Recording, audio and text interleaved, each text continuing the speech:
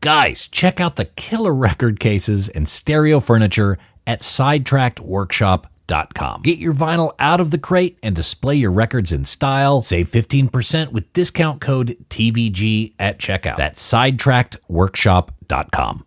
And now, on with the show. Oh, well, hey everyone, it's Nate. Welcome back to the Vinyl Guide podcast. This is part 2 of our two-parter with Henry Rollins, musician, actor, author, record collector, and music fanatic.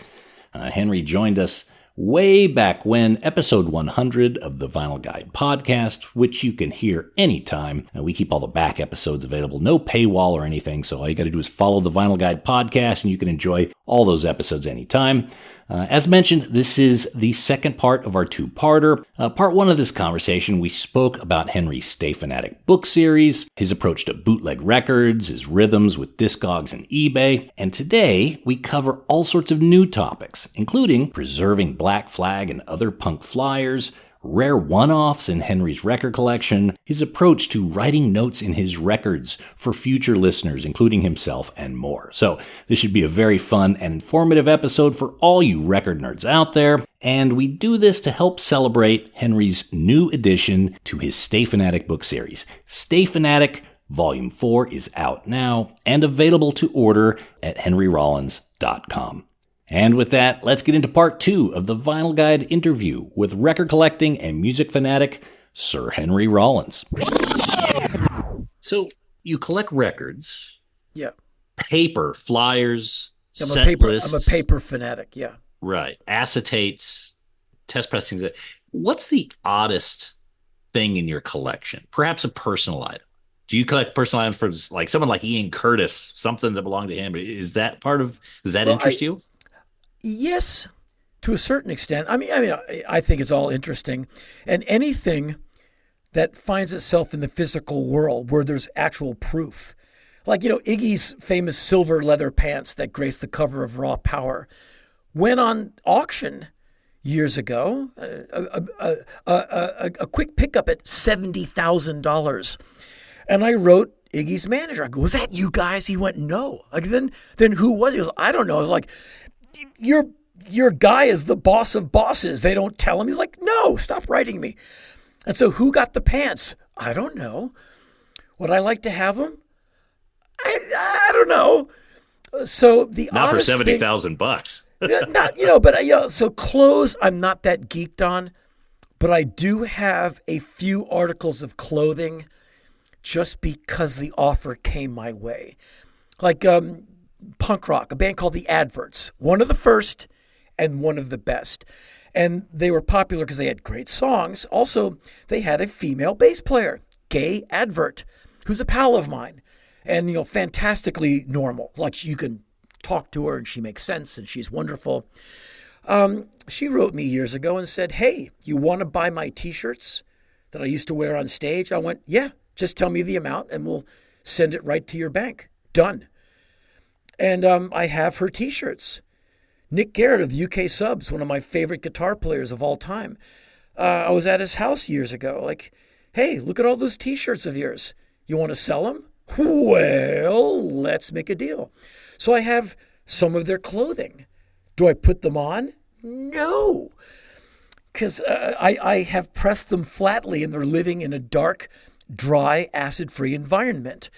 So that might be the oddest thing I have. James Williamson, the guitar player in some band called the Stooges, I just purchased his first ever amp that he got from Sears and Roebuck because I think his stepfather or uncle was an employee there and could get an employee discount. So I bought it with the original cabinet. And so I have his amp and the original cabinet that it came in. He had it recabineted, but I have the original and the new cabinet. That's kind of an odd thing, but it came up. He's one of my favorite guitar players. It's the guitar amp he used in his early bands and through high school, and it should be with me. Right. Lest it fall into the hands of the Rock and Roll Hall of Fame or anywheres like that. And so those are odd things, but for the most part, I don't collect guitar picks. guitar strings, pick guards, or any of that. I'm really more on the paper and vinyl side of things. In recent years, there's just been this tremendous surge for records, especially punk rock. The Misfits singles going for $5,000 and $7,000 and $10,000. Some of them. Yes. What's your response when you see things going up into that level of investment? I accept it. In that, how much is the record worth? What the guy on eBay or Omega Auctions paid for it. That's what it's worth. What is it really worth? What the guy paid for it. I paid $2.99 for my Misfits records until I started getting them for free when Jerry and Glenn would give them to me. And so Cough Cool, the first one, I bought that at Bleecker Bob's in like 1979 for $1.99. My second copy was given to me by Glenn. Would I ever sell them? No. Because one commemorates a trip where I drove my wounded VW fastback from D.C. to New York. And the other is a gift from Glenn Danzig. And I take all that very seriously. Provenance is a thing with me. And there's no price you would offer me where I go, well, okay. I don't care about money like that. And so those prices, I'm sad for the young person who's trying to build a really cool record collection now.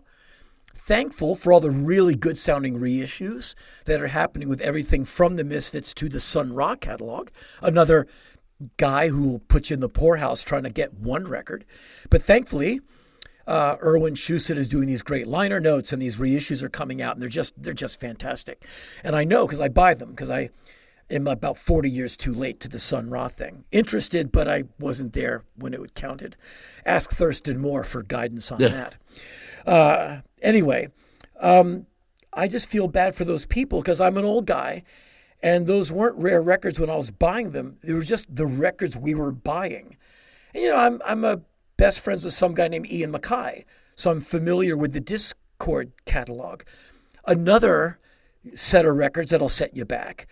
I was there when they were coming out. I got all mine for free.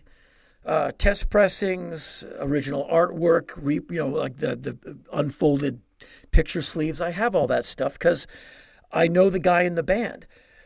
I was in some band called Black Flag. Are you kidding? I kept like one or two of everything. We'd make a new flyer. It's got Raymond Pettibone artwork. I'd pinch 5, put them in an envelope, seal it, and date it. And I didn't open them until I put them into acid-free environments when I knew what an acid-free environment was 100 years later. And they still look like the day I put them in the envelope. At this point now, with the internet and the preciousness of all of it, it's too bad that a Misfits fan who lives in the real world can't afford a copy of, Teenagers from Mars because it's like $5,800. That's really interesting that from even at the time, you had the understanding that this paper should be preserved. Well, I can give you a very short story as to why. Here it is, really quick. Ian Mackay and I were walking down M Street in Georgetown in Washington, D.C. with Scotch tape, putting up flyers for his band, the Teen Idols, IDLES, Dischord 1. And we get all the way to Key Bridge, having bravely put these flyers up on light poles with like 800 yards of 1-inch tape, to turn around and see all of them have been torn down, crumbled up, and thrown on the ground. Someone is basically trying to say the Teen Idols don't exist. I already thought the flyers were cool anyway. I went, that's it. I'm angry. I'm going to keep a copy of everything. And I just kept copies of every flyer. I'd go to a show. If I can get the flyer, I'd go home with a flyer. Ian makes a flyer for his band. I grab 2 copies because it's cool. It's my friend's band. And someone doesn't want this music to exist. And then I figured out RCA out, RCA in, 2 tape decks. You can copy cassettes. And my first cassette was when Ian Mackay snuck into the Cramps show, February 1979, when they played the Hall of Nations on the Georgetown University campus. And I made my first tape dupe. And when Ivy was over at my house years ago, I said, I need you to hold this cassette in your hands because it's the first tape I ever copied. And it's you, and it needs to come full circle. And she's like, okay, you weirdo. And she entertained my fanatic urge. She's a patient woman. And so I just grabbed one of everything. And everything I didn't get, I'm mad about. And then I became the fan who got to be in his favorite band, Black Flag. And so I was like, oh, well. And we come back from Europe. I'm the guy with the poster tube with a poster from all the shows. My bandmates had no interest. In fact, they had the anti-interest. Like, why are you keeping all that crap for? I go, like, it's us. It's history. And it looks cool. And someone out there hates us, and I'm going to keep it for all time. And all those posters are now archivally framed.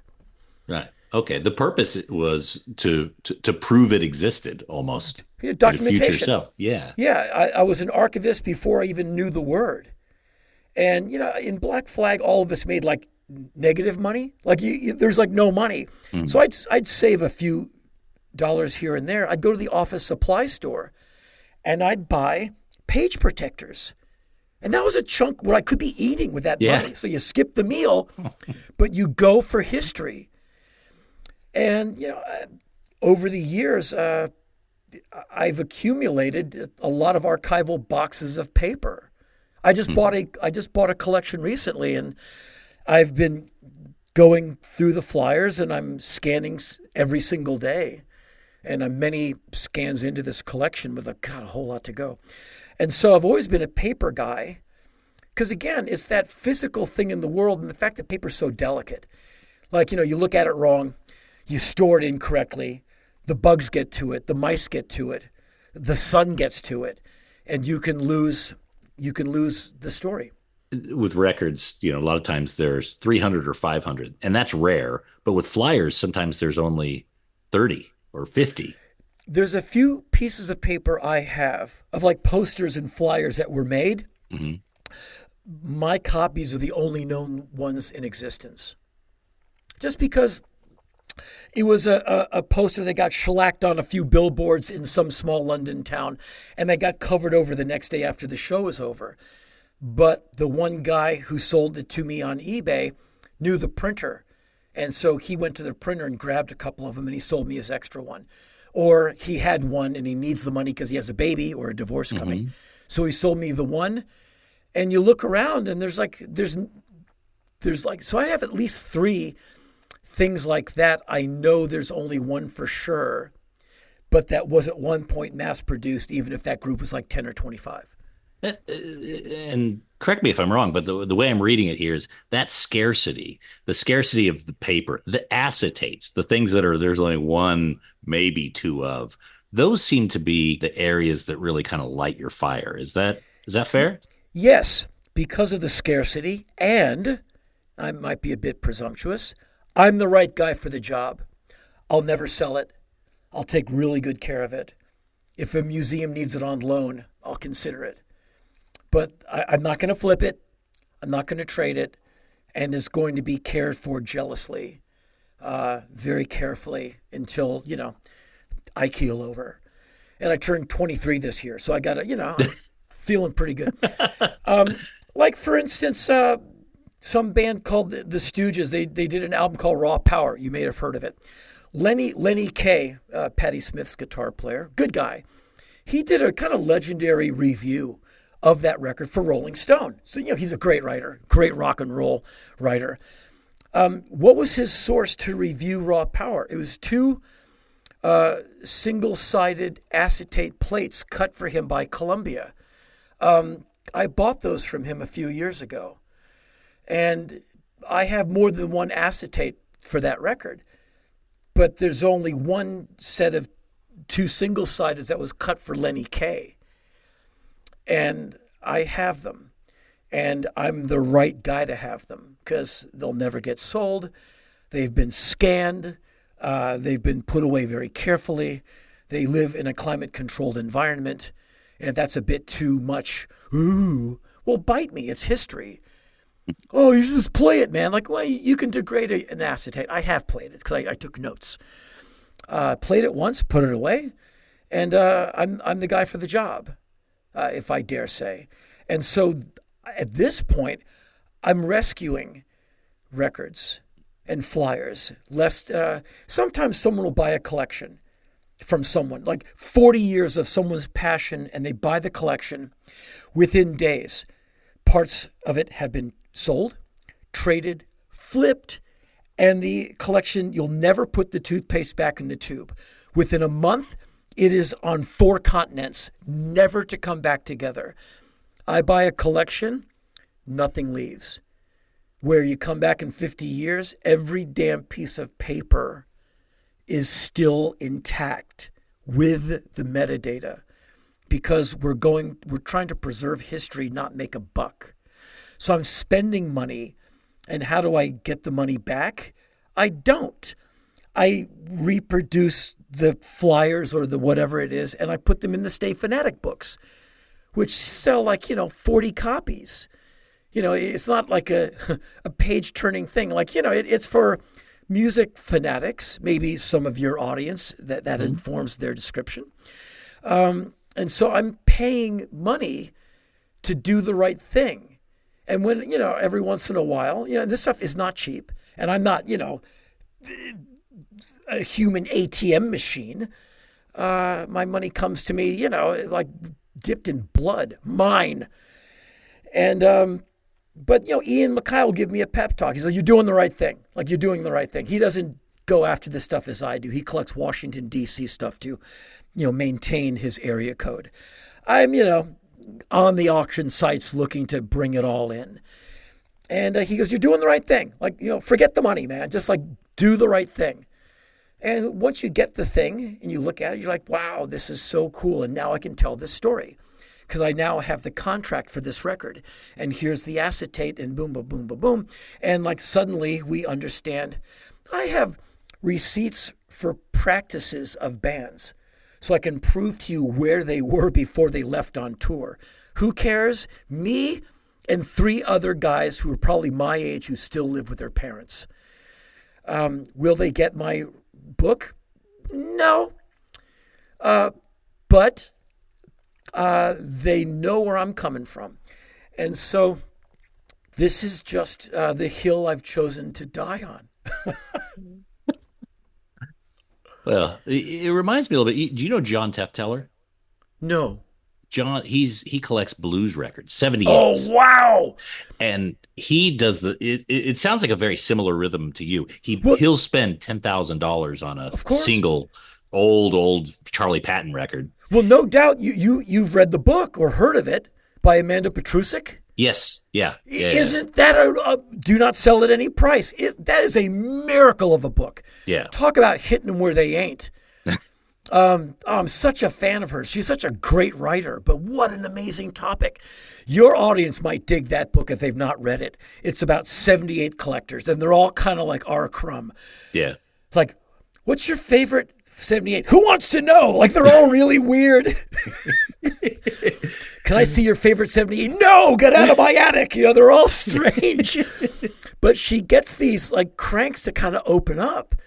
And she goes on buying missions, and she listens to the music, and she's also taken by music that is cut right to disc, the purity of it. If you've ever listened to Rockabilly 7 inches, it's not like the downloads you get from Rare Records R Us. When you hear the actual 7-inch, it's everything is live, like sashimi, fresh. Yeah. And it'll knock you out. You see why people go after those records with a vengeance. It's so pure.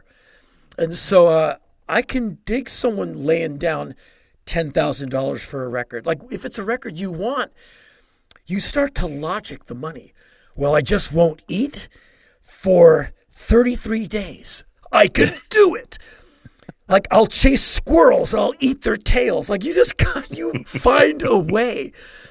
And her book really, I just thought it was one of the funnest music reads I've ever That's where done. She went scuba diving, trying to find metal parts of the old Paramount records. In whatever river it was. Yeah, who does that? A fanatic.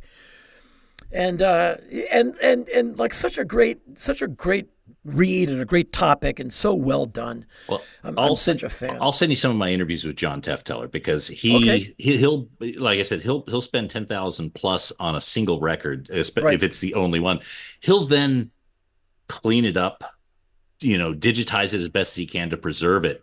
And then he would sell it with his, like a recording of it, like a CD with a yearly calendar that had all these dates of famous blues musicians. I mean, the calendar was like $30 and God knows, I mean, how many he sold, but it was really just to get the music out there.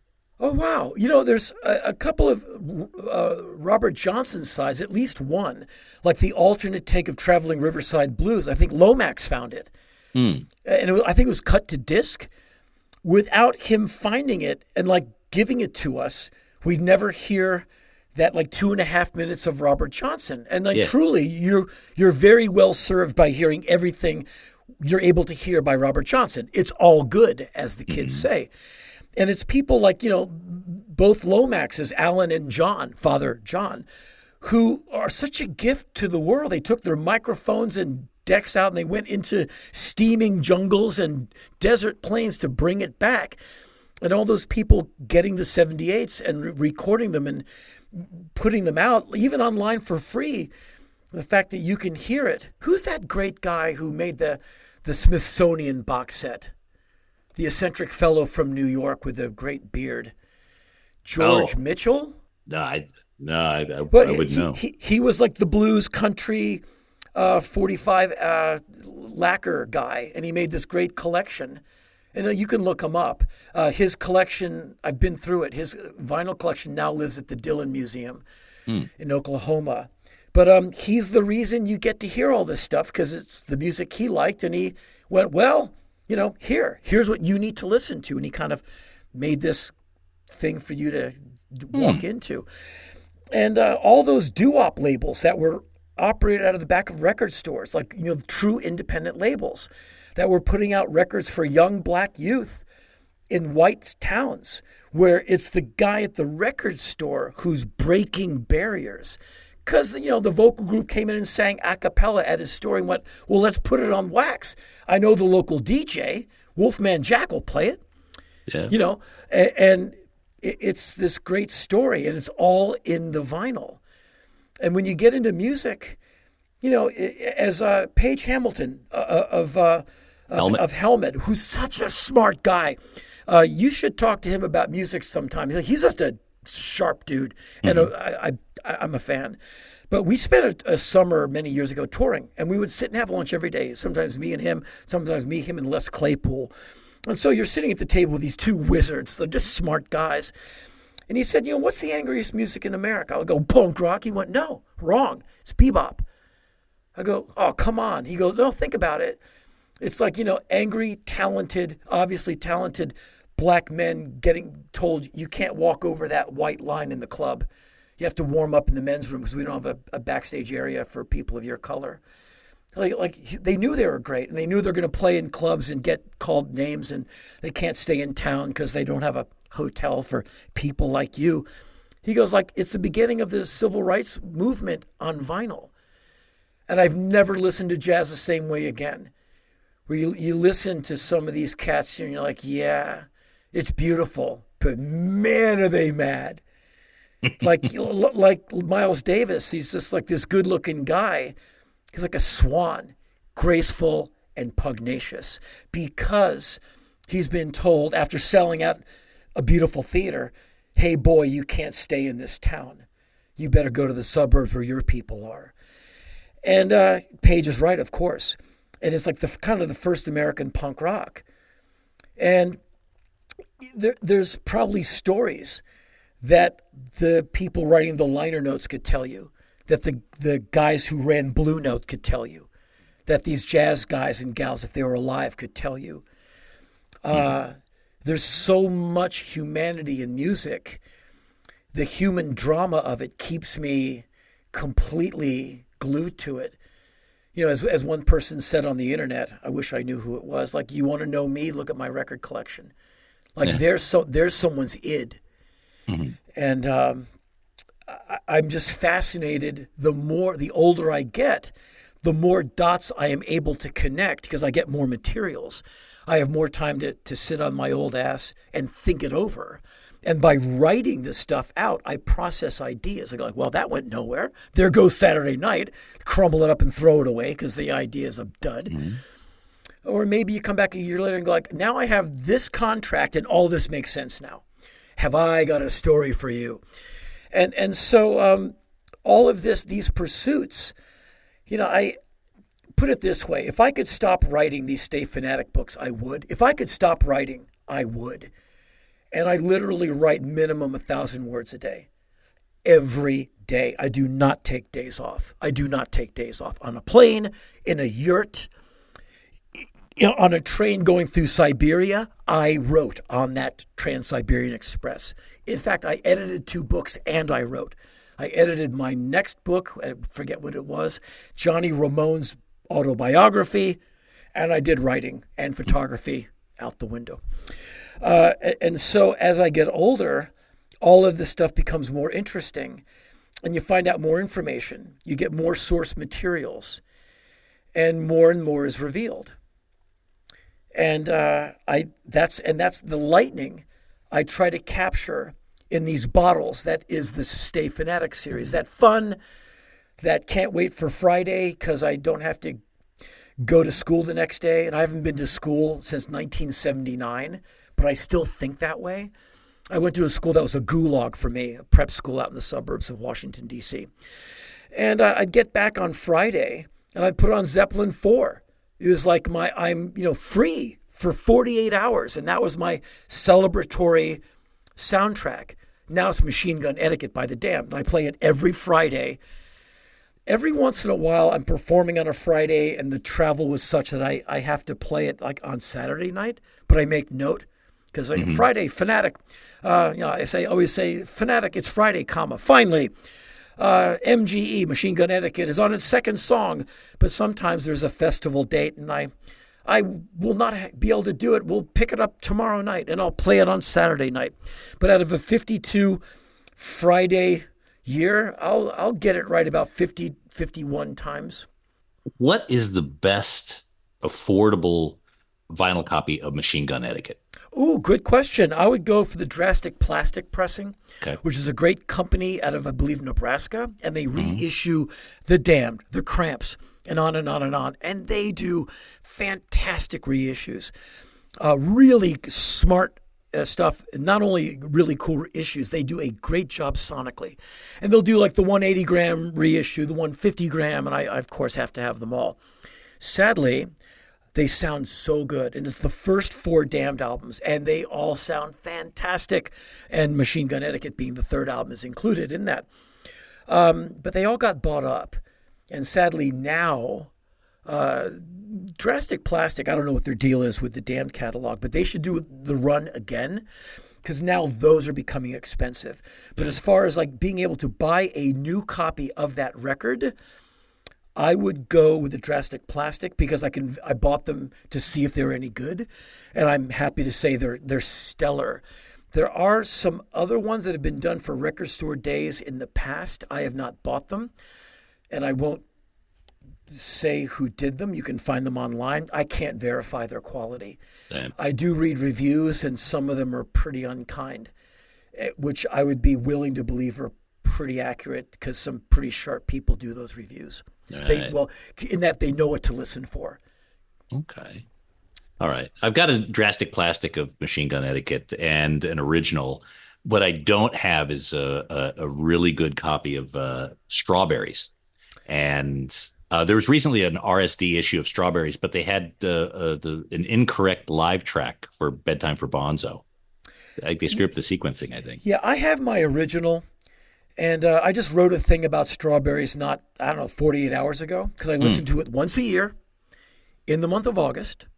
And I always go back to the same story when I saw The Damned on the Strawberries tour, June 16, 1983, when I was in Washington, D.C., when sadly The Damned had the bad luck of having Minor Threat open for them. And Minor Threat, hometown crowd, and Washington, D.C. is Damned and Cramps country.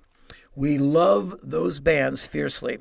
So the Damned come out and they play the Strawberries tour set live. They open with Ignite and they go through. And those songs, It's a very studio record.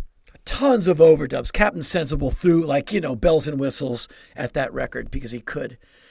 And it's a very studio happy record. Live, it sounded a little thin. But what made the evening interesting was Minor Threat went out and did one of the best shows I've ever seen. And I've seen Minor Threat, luckily, many times, including their first ever show. And I never saw them anything less than a 10. They were just a good band. That night in a sold-out Ontario theater, I actually saw Rat Scabies, the drummer of The Damned, in the lobby. And he had just walked out after watching. And I said, "Hey, Rat, what are you going to do about that?" And he went like, "Shut up." And he knew that The Damned had their work cut out for them. And The Damned, they're not shabby. They're a great live band. The Minor Threat held their own with The Damned quite well. If you ask many who are at the show, they might tell you that The Damned got their lunch taken from them by the locals. And so I always tell that story yet again, and I show the poster for the Damned Minor Threat show, which I have. And so I play Strawberries, and I played it a couple of nights ago, once a year, and I still like it but do not love it. It's the cool off after the Black album, same lineup. Mm-hmm. And it's a great record. I was singing Under the Floor again to myself as I took out the trash last night. And I might stick that track in an upcoming radio show. I just, I never loved that record as much as the previous records of theirs. Yeah. Still, it's a totally worth it record to have. You could say, in a way, Damned closed for Minor Threat. Kind of, sort of, yeah.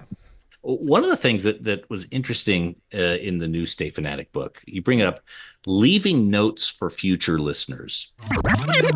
Hey there, all you record nerds. I want to tell you about bagsunlimited.com. Bagsunlimited.com has a huge selection of vinyl record supplies. Whether you collect LPs, 7-inch singles, 78 shellacs, or anything in between, bagsunlimited.com will sort you out. From polyline sleeves to cardboard record mailers to 7-inch storage boxes and archive quality record sleeves, protect your records of any size and shape at bagsunlimited.com. Whether you have a small personal record collection or you're running a massive record shop, you can grab a small supply or even buy in bulk at bagsunlimited.com. And they've got some really incredible, unique stuff. Bagsunlimited.com even has special size sleeves made especially to protect your box sets, storage boxes and sleeves for cassette tapes, protective supplies for reel-to-reel, and yes, even 8-tracks. Just go to bagsunlimited.com, click on audio supplies, and prepare to be impressed by all the options they have. That's bagsunlimited.com.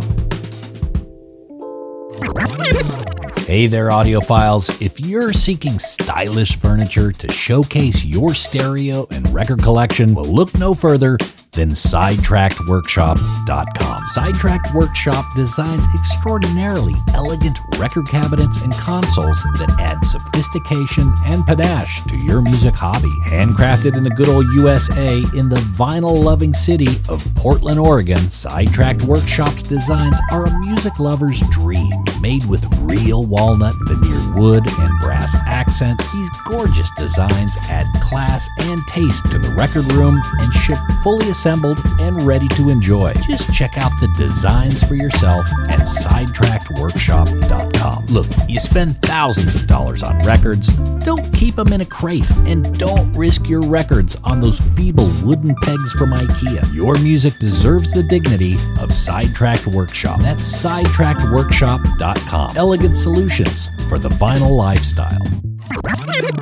Oh, and hey, record nerds, don't forget to clean your records with the very best and safest record cleaner, the Groove Washer. Make your records look and sound their very best and store them with confidence using the new Groove Washer Groove Guard record sleeves. You gotta try this out. It makes a huge difference to the quality of your vinyl experience. Ask for the Groove Washer by naming your local record store and accept no substitutes. Or head over to groovewasher.com and use discount code VinylGuide10. All hail the Groove Washer. That's groovewasher.com, discount code VinylGuide10. One of the things that was interesting in the new Stay Fanatic book, you bring up leaving notes for future listeners. Yes. You talk about, I think, the biography of Lindbergh from A. Scott Berg. Yes. I read that book. Fantastic book. What I didn't realize, something you pointed out, was that in Charles Lindbergh's notes, he left information annotations for future biographers. Yeah, and he was probably a guy who enjoyed his own company and thought he was a big deal. And he was ready for Berg, who's an amazing biographer. I mean, wow, read them all. And so I say, and I think I say emphatically, at least once in the New Stay Fanatic, leave a trail. Leave evidence. And that is why you want to have, like maybe a paper poly liner combination for your records, because you can write information on the paper on the outside without harming the vinyl.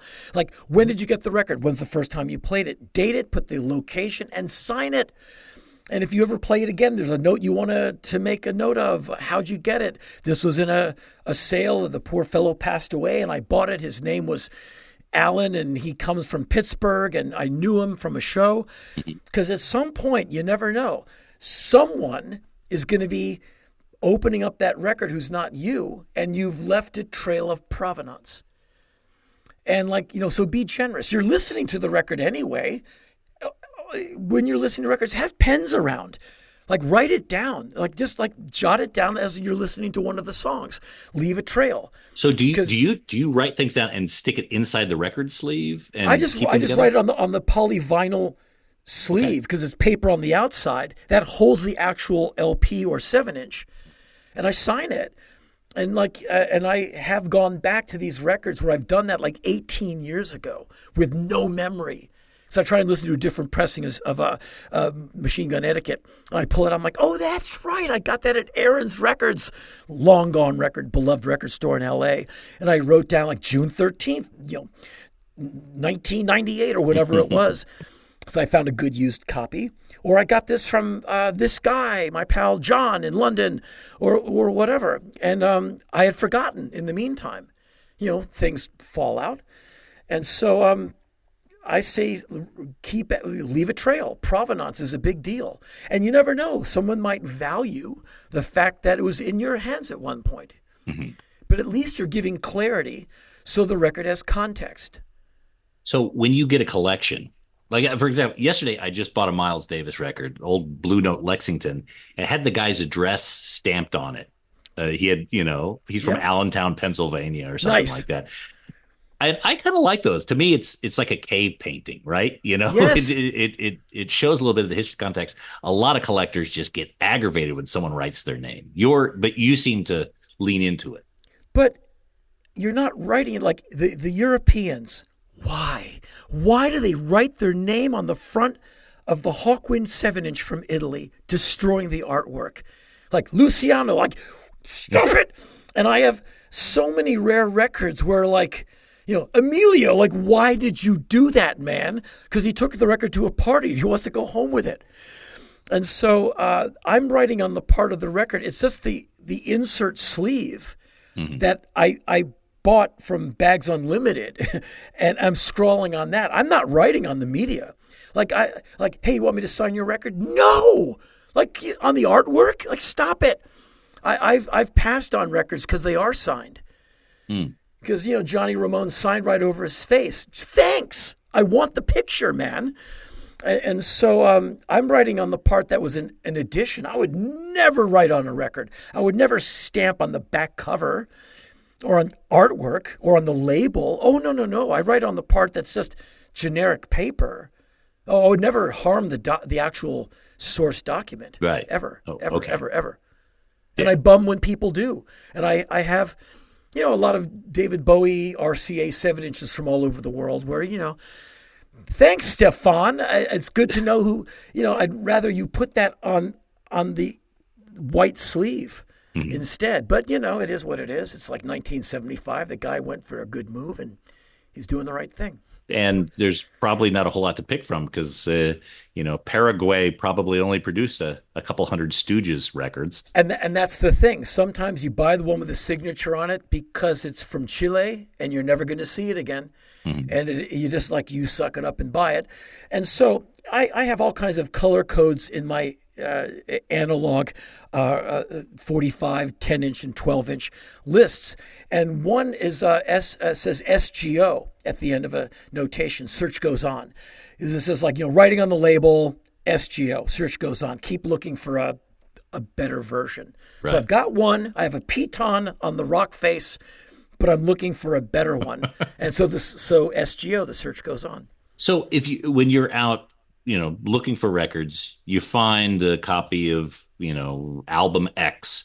Do you have a database that you could access, or do you keep it all in your head? Like, oh, I've got a filler copy of that.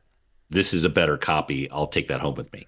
Most of the time, believe it or not, and I have too many records. Well, not enough records actually, but I have a photographic memory to where I can remember what I've got. And the condition. Wow. But the collection is getting to the point to where these things are starting to escape me. Also, I'm getting older, and so some stuff is falling I'm sure that out. has nothing to do with it, but yeah. Well, it's stuff is starting to fall out of the bucket for sure.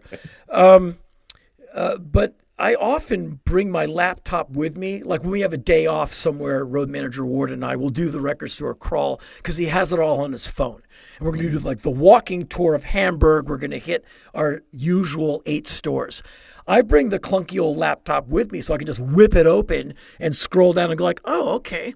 I don't have the Italian pressing of the first Suicide album. It's on my want list, so acquired.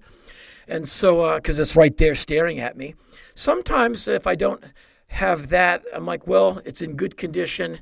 And if I end up with 2 copies, oh, how bad is that really? So I buy it. And 6 weeks later, I get back to my collection. Well, now I've got 2. Oh, now I've got 3. Oh, well, because I keep forgetting I already have that. Mm-hmm. And so that's why write down every record when it comes in. Road manager Ward, he finds records every day when we're on tour. I come back from the gym, and he has that software where he gets an image from the internet, puts it into some database thing he has where he has the image, the pressing, the year, and he can find it on his phone, on his watch. He's really sharp. Right. And I just have a kind of I write them all down in a Word file. So I'm the Wright brothers trying to get off the ground where he's space age. But it's the way my mind works, and it works. And so I've found the importance of not only writing down the record as soon as it comes in to not replicate, but to also file it very carefully. Because I've misfiled a couple of records. They're in there somewhere, and I've actually bought another copy because I just need to have it where it's supposed to be. Mm-hmm. The other one is probably because I put it where I put the other band's record and I stuck it in next due to ignorance, exhaustion, or, being old. So if you've got a VG copy of something at home, you go out, you find a really nice, near mint one or whatever like that. You bring that home, you keep both. You don't take the VG one and pass it on to someone or do something with it. At most, I would give it away. I would never seek to sell it. So you never know. That second one might end up sounding pretty good. Mm-hmm. An old buddy of mine, a guy runs a great label called Overground Records, John Esplin. He's way up in northern England. He said, whenever possible, get 2. He said that to me, 20 years ago. I'm right. And every once in a while, I'll see, someone doesn't know what they have at the store. Really good copy of a record I already have. It's in really good condition. That would rival the one I have. $18. Oh, man, that's coming with me. Right. Just so it back up. You never know. The locusts might darken the skies. And you never know. You might not ever get out again. You might have to eat the damn thing. But at most, I would give the record away. I wouldn't think of, I can sell this. I actually wouldn't know how to do that. I don't sell on Discogs or eBay. Right. I just buy. Okay. Now, when you have so many records like this, you've got a pile that is in your to be played pile. Yeah. Is that something you also like? You get supplies, you said Bags Unlimited. You get supplies, and you just kind of have a process of cleaning and sleeving and that sort of thing with Yeah, those records that come in. Yeah, if I'm on my A game when they come in, because shrink wrap can often warp a record or damage a sleeve. So I get it out of the shrink wrap, out of the scruffy paper sleeve it sometimes comes in, into a smooth, acid-free environment. And that is not injurious to this record that you paid a lot of money in postage and whatever for. And presumably, you like the record, you want to be able to play it and have it sound good years from now. And so I'll do that at my desk when the record comes in. But quite often I just take it down the stairs to the listening room. And when it's queued up for listening, I put the record on. And as the record is going through track 1, I'm sleeving it up and putting down the paper sleeve after I've notated it. So when the record finishes, it can go right in and get carefully shelved. And as I'm listening to it, I'm writing down in my list proper title, pressing, and any other information. Okay. So that's your routine with pretty much everything that enters the compound. Yeah. Okay. And the paper, the rarer it is, the quicker I want to get it scanned and get it into the box where its relations also live, so I know where it is. I don't want a rare piece of paper sitting underneath another piece of paper. Not that coffee gets spilled, but I don't want to have that happen to a piece of paper there's one of. Right. And I have some paper there's one of. And I got to get that scanned immediately and into an acid-free environment ASAP. And as I learned from my visits to the Library of Congress, the National Archives, you look at the principle to preserve it, like scan it, and then you put it away, and you want to look at the document again, open up your computer and look at the digital version. Thank you very much. And I have pieces of paper that in my little world are that rare. And so, hand signature, from the head of Arista, it's a big deal. And so those are immediately upon carefully unpacking, scanned within minutes. Is there a white whale that you're chasing? A variant exists, but you just can never seem to capture one? Yeah, but I'm loath to, and this is where I turn into a 78 collector. I'm loath to show you that hand. I would tell you later on, but I can't reveal because I need to be the Red Baron coming out of the sun to win the day. Because if you kind of sort of say what you're after, if someone has one, they'll sell it to you at a price. And so there's like bands I'm into where some sellers know that, I'm that guy. And I've been offered some things, which, I bought. And it's always the legendary mythical German guy. Well, Henry, it's you and one of my other customers from Germany. And the German guy, Henry, he's really into it. But, I'm a fan of yours. I've met you. I don't really know this guy. Does this mythical German guy exist? Don't know. Don't care. I need the thing. And more than once I have bought the item from the same seller with the mythical German hanging breathlessly on the other line. One time was in my office. I bought it. One time was on a moving tour bus. And I said, lock it in. Let me get to a more stable line and we'll get the accountant out of bed and we'll get the whole thing going. And both times the German was dangled in front of me. Does the German exist? The guy's trying to get somewhere. He's got something I want. So I'm loath to disclose my innermost want list because there's people out there who are pretty ruthless. And, they know that if you're obsessed, you will logic a way to find the money, as we talked about before. And I just don't want to offer myself up. But yes, on the safe side of things, I would love an Indian pressing of the UA 7-inch of Hawkwind's Silver Machine. And I had the chance to buy one at $1,000 10 years ago, and I should have, because one guy has two on Discogs for $5,000 each. He'll never get it. Right. Like never. He won't even get it for $1,500.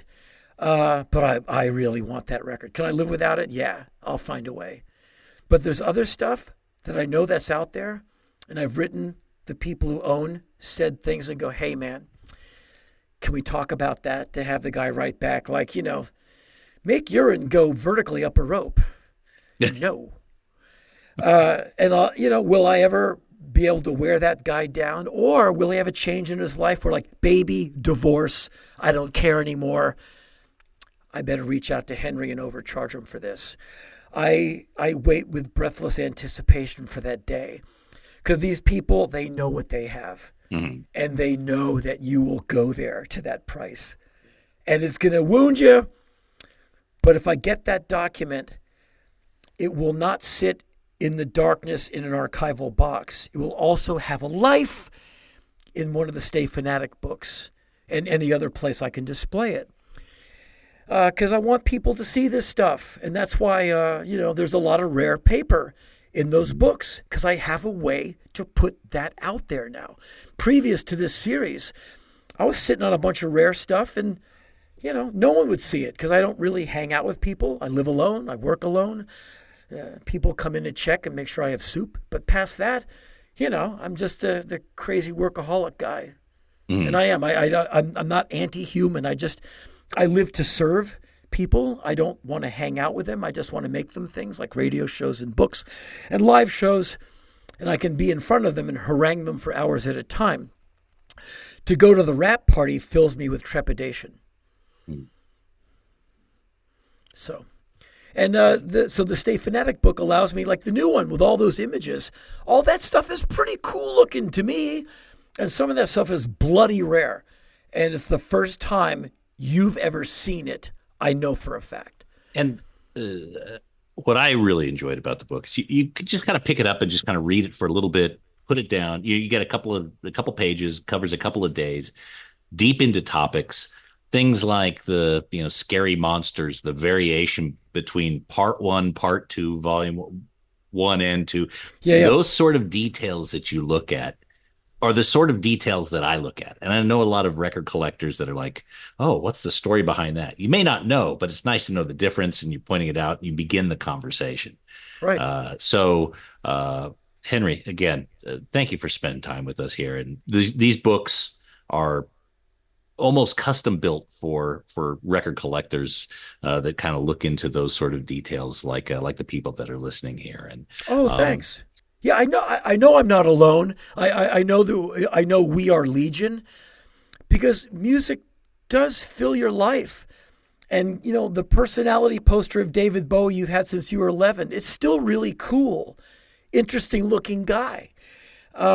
All those record variants, it might be a little too deep in the weeds for some, but maybe there's parts of your audience who are enthusiastic about a different aspect of records and record collecting, where we can all agree that, we live for this at least a certain part of our day, because it is cool. And if no one else understands, that's cool, because it fills us with so much boundless joy and euphoria and curiosity, which is hard to maintain after a certain age.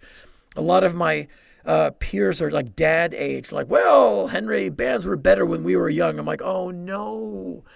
And I always say, you're like Frank Sinatra, who said that the Hendrix experience was a bunch of noise, which he did, sadly, because Frank's records are great, too. And you're like, and they go, what? I go, never mind. It's like, we lost you. And so I like when you wrote me, I was enthusiastic about doing this with you, just because I thought maybe all of this would not land on deaf ears. No, not at all. I've got a theory about record collecting. I'll share it with you. Let me know your thoughts. Humans, we've been built. Our ancestors were hunters. Yes, and still in our lizard brain, we need to hunt. We need to satisfy that. We need to scratch that itch. In the modern day, we're not really hunting. So when it comes to record collecting, to me, there's nothing more exciting than to go into a record store, be flipping through new arrivals, or see something I've never seen before. Yeah, capture that and bring that home with me, like a lion bringing home an elk. Right? Here's my kill for the day. Yeah, and I think that's due to the complexity of the human mind. But also, this is just my theory, it's a very male thing. And to be funny but deadly serious at the same time, women, you will not find them on eBay after records with the same frequency as men.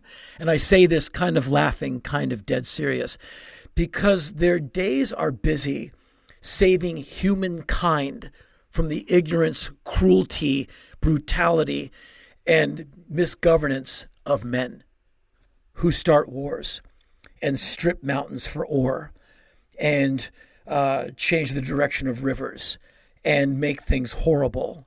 Women have to stand in the way as their reproductive health rights are being eviscerated right before them. And they're called, hey, little lady, move to the side.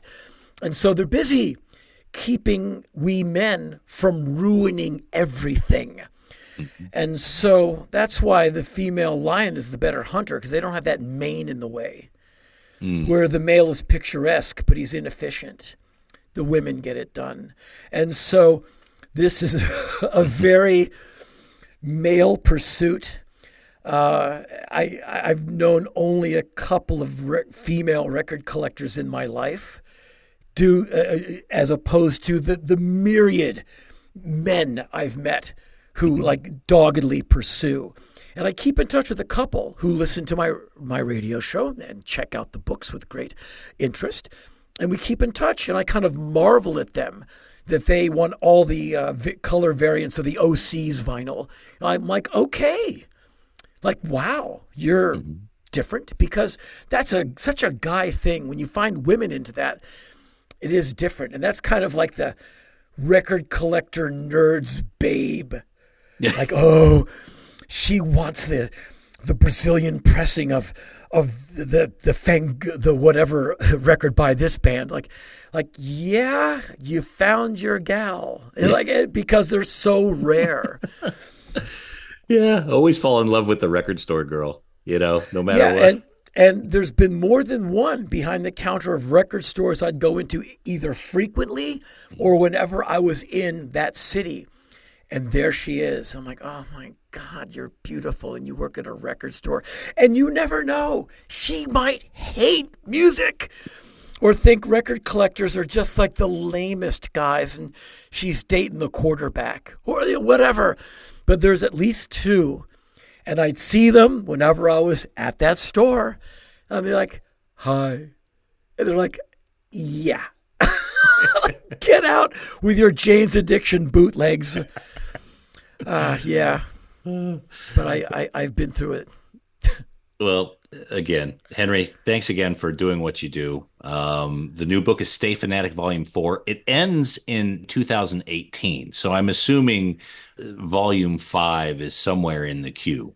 It's being worked on about up to an hour before I took a break to talk to you. The books take a year to write, up to 3 years to scan, fact check, proofread once, twice, 3 times, 4 times. They take forever. It's like building a league of ships in a very small bottle. So 1 year to write it, blah, and then years to like, that's not correct. That's, that record came out on this year, not that year, to do like your journalistic due diligence as best as I can, find 3 sources. And so that's why they take that long. And I think I did a blurb for this thing on my website. I said, folks, here's why it's 2024 and the book is from 2018. It takes that long. Like the new version of this book, I'm writing it. I was writing it last night. It'll end on New Year's Eve this year. When will it come out? If it comes out, I don't know. But each of these books takes hundreds of images, which I have to go out and get and pay for. And some of the pages in that book took hundreds of dollars to create the page. And I bought the image because I knew I needed to put that in at that point to tell the story.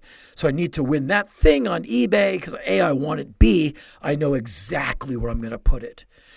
And so the books take a lot of years. It's the most time-intensive writing projects I've ever done. And I had no idea what was waiting for me when I started. And now, for better or for worse, I can't stop. I'm obsessed with doing these books. So thank you for, taking the time to check out the book, because literally that book you have was hundreds of hours of it's 3 a.m. I've been scanning for 5 hours. Like, it is what it is. You got to get it done. A lot of love went into this, a lot of care, a lot of detail, and just sitting down and reading it. Again, as a record collector, I could totally relate to every single page, and I learn a lot doing it. So, thank you. Anyway, Henry, thanks again for joining. And anything else before we go? No, just thank you. And the shameless plug, you can find the book at henryrollins.com. I will make sure that link is in the episode page and everywhere else we could stick it.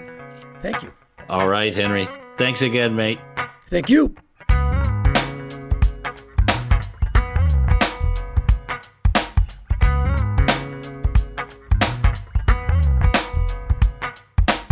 Oh, man. It was an absolute pleasure to reconnect with Henry. And again, the Stay Fanatic books are super fun to read. HenryRollins.com is where you go to secure one. And don't forget, many of his books sell out, so grab one while you can.